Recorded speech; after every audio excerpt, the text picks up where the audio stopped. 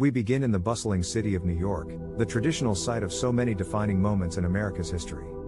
On this day, we are witnessing something totally unexpected. An ex-associate of Donald Trump's former advisor Stephen Bannon, Brian Kolfage, in court, awaiting his sentence, but not just any sentence. This one will impact the nation as surely as the decisions of days past. Having suffered terrible injuries in the Iraq War, losing both his legs and an arm, Kolfage was diagnosed with post-traumatic stress disorder, becoming a decorated Air Force veteran and an American hero. But despite the remarkable gallantry and courage Kolfage had shown on the battlefield, he soon found himself in another battle, a political one, coming closer and closer to becoming an enemy of the state. Kolfage had been the co-founder of a project-based fundraising group with the goal of helping Donald Trump construct a border wall along the U.S.-Mexico border. What was meant to be a noble undertaking soon spiraled into an intricate web of lies and deception.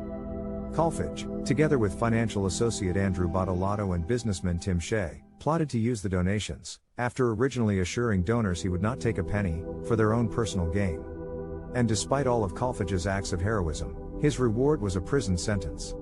He was sentenced to 4 years and 3 months, and both him and Bottolato were ordered to pay an astounding $25 million in restitution to their victims.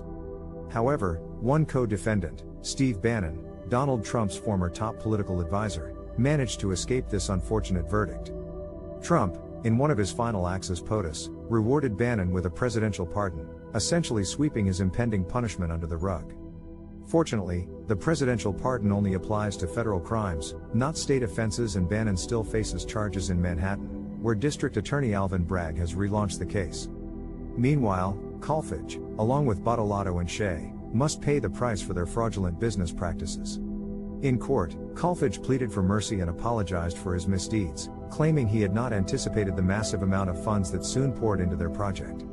The judge felt Kolfage had not only duped his donors, but sent a negative message to all Americans about the extent to which their government can abuse its power.